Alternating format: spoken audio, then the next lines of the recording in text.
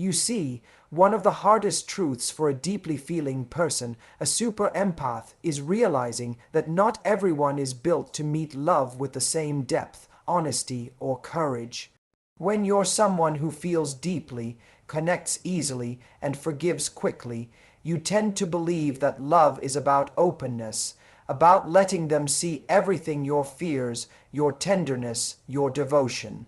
But when you love someone who's avoidant, that openness can become your undoing, because avoidants don't thrive on vulnerability, they retreat from it.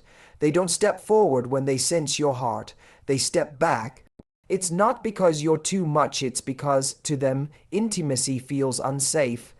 So, your transparency, your emotional depth, your longing things that should inspire connection often trigger their defense. That's why a super empath must learn to hold back, not to manipulate, not to play games, but to protect their peace. Because when your love becomes a stage for someone else's fear, you begin to perform pain instead of experiencing partnership.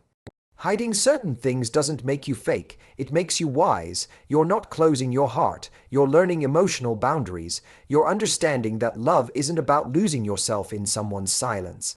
It's about respecting what your soul needs to stay calm, clear, and whole.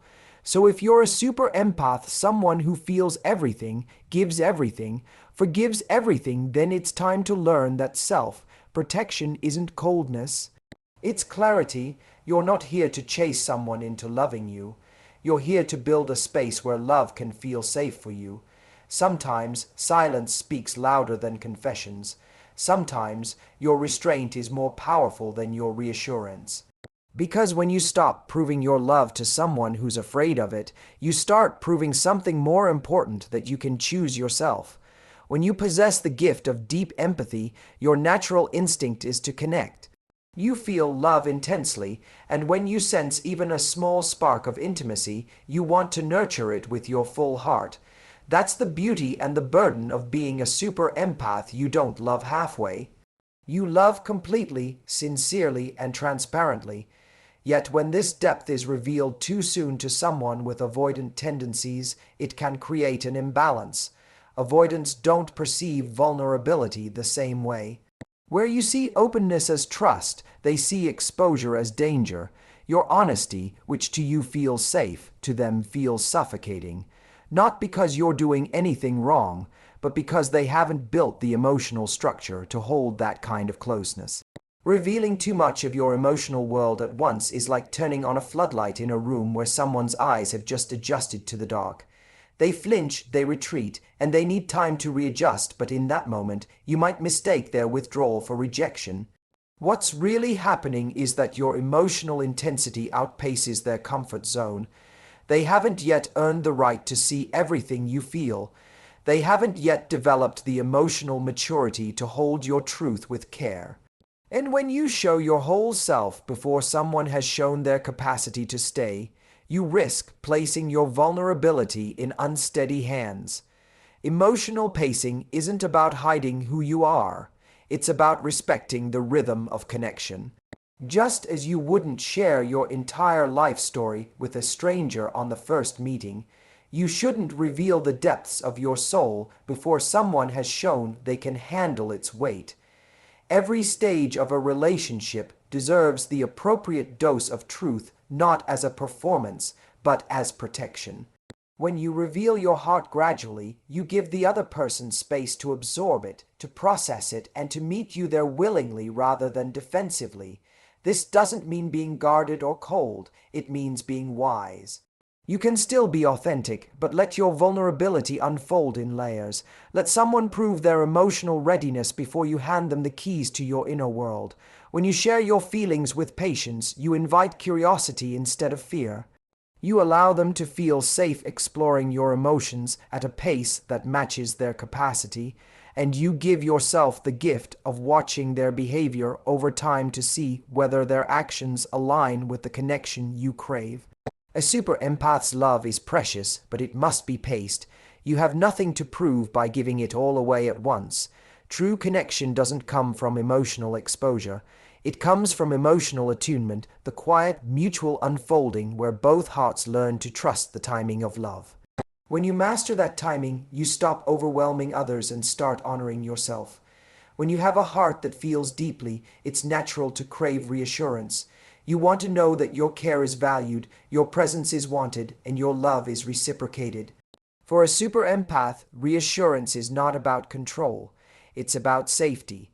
It's a gentle reminder that you're seen and appreciated in a world that often feels uncertain. But when this need is brought to an avoidant partner, it often creates the opposite of what you hope for. Avoidants experience emotional requests, especially those that seek closeness, as pressure.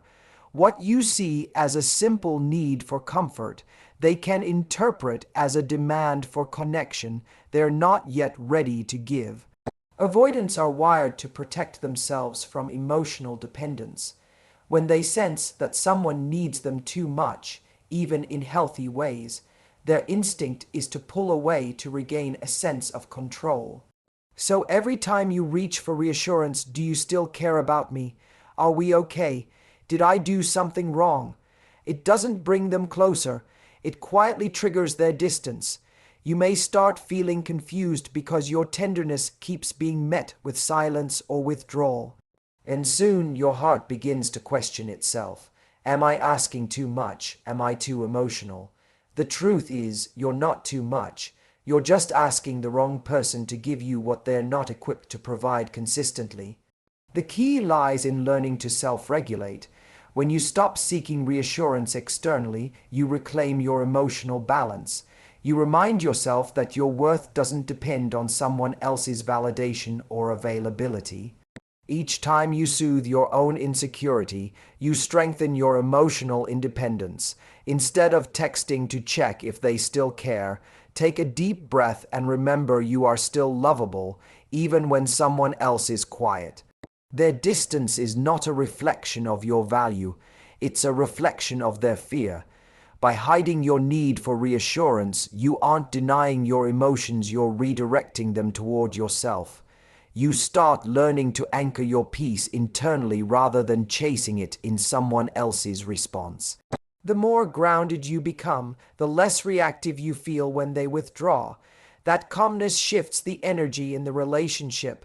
Avoidants often respond better to stability than to emotional pursuit.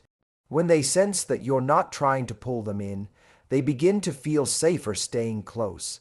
In the end, the goal isn't to stop wanting reassurance.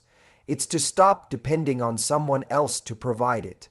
The security you seek must come from within, from knowing that your empathy is your power, your love is your strength, and your heart is enough even when unacknowledged. When you master that, you stop being emotionally at the mercy of others.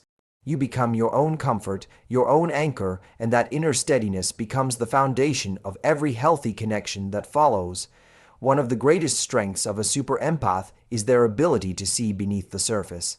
You don't just hear words, you feel the emotions behind them. You notice the hesitation in someone's tone, the flicker in their eyes, the pauses they take when something is unspoken. This intuitive awareness allows you to understand people on a level they often don't even understand themselves. But when you are dealing with an avoidant person, that gift can become a double-edged sword. Avoidants are deeply protective of their inner world. They have spent years building walls around their vulnerabilities, and when they sense that someone can see through those walls, it feels threatening.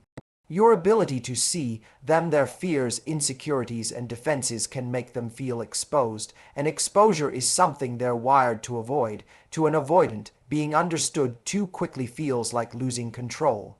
They thrive on emotional distance because it gives them space to breathe, to think, to feel safe.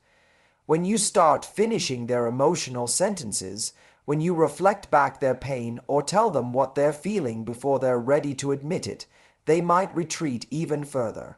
Not because your insight is wrong, but because it strips away their emotional armor too soon. You may believe that understanding them deeply is an act of love, but to them it can feel like intrusion. They need to arrive at their own truth in their own time. When someone else unveils it for them, It can trigger resistance instead of connection.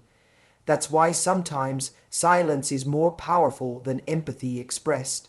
You can understand someone without having to explain it to them. You can hold space for their struggle without naming it.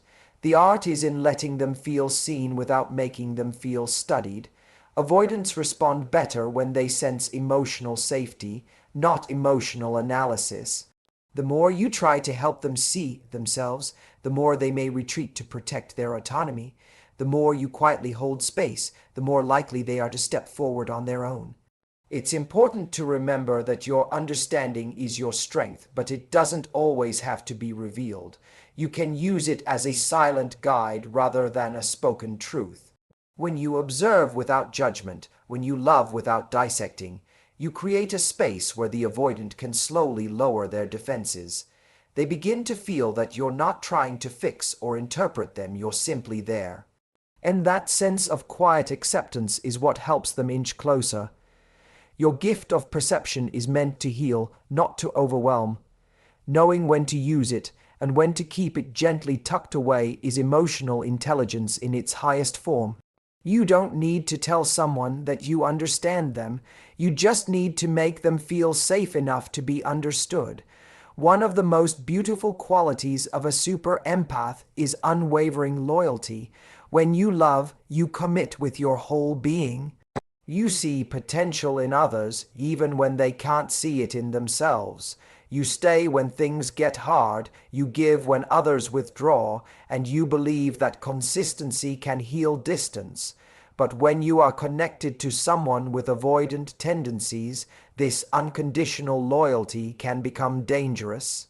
Avoidants often fear dependence, and when they sense that you will stay no matter how they behave, they stop feeling the need to meet you halfway. They begin to see your presence as something guaranteed, not something cherished. What was once love now becomes comfort, and comfort can easily turn into complacency. Avoidants subconsciously test boundaries. They want closeness but fear it, so they push to see how far they can go without losing the connection. If you keep proving that you'll stay through neglect, silence, or withdrawal, you unintentionally teach them that your love is unconditional in the wrong way, not as steady strength, but as self-abandonment. They start believing that no matter what they do, you'll remain there waiting, understanding, forgiving. And the more predictable your forgiveness becomes, the less urgency they feel to change or show effort. Love, in their mind, becomes something that doesn't require participation. That's why hiding your willingness to stay no matter what is essential. You must allow your presence to carry weight. Love should be a choice that both people continually make, not an assumed promise that one person takes for granted.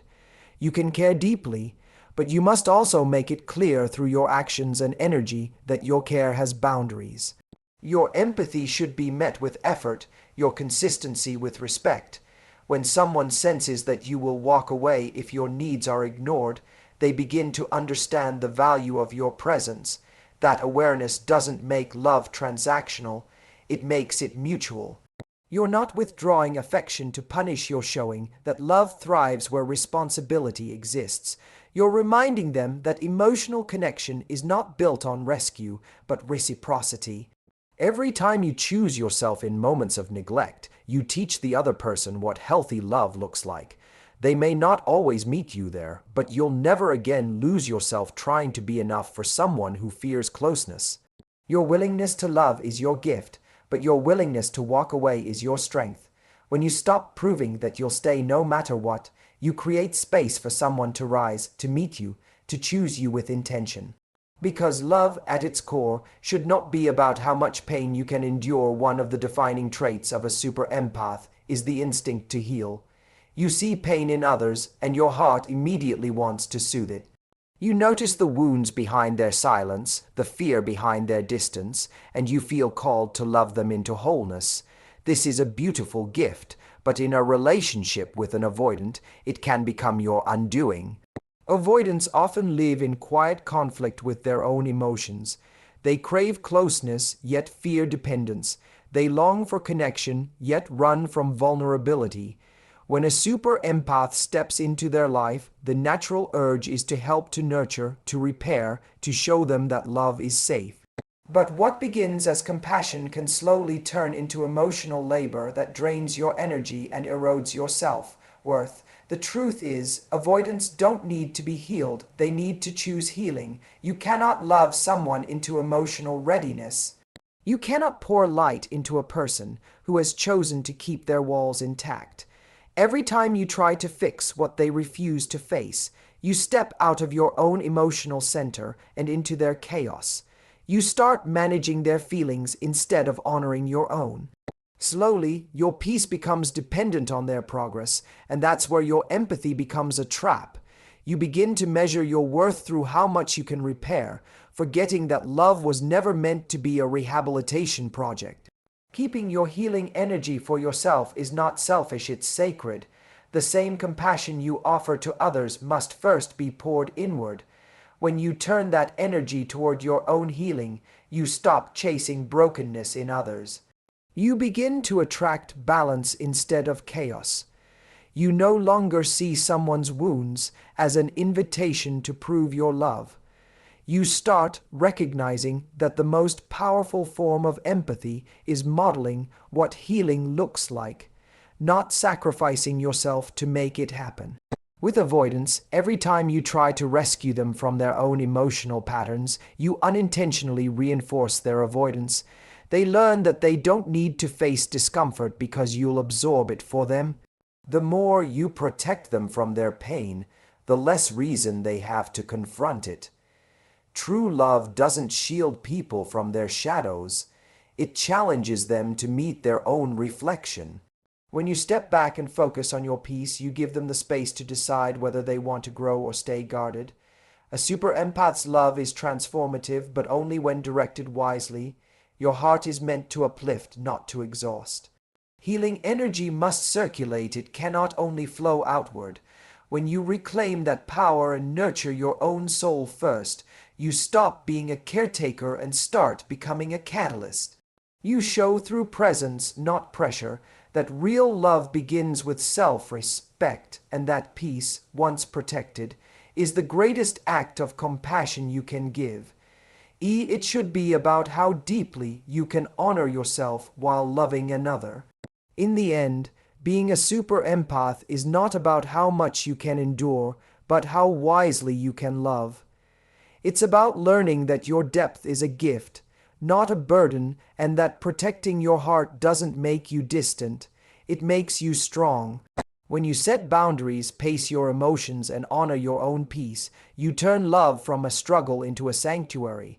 So never shrink your empathy, just direct it where it can grow, starting with yourself. Thank you for listening, and may you always choose love that meets your heart with the same depth you offer it.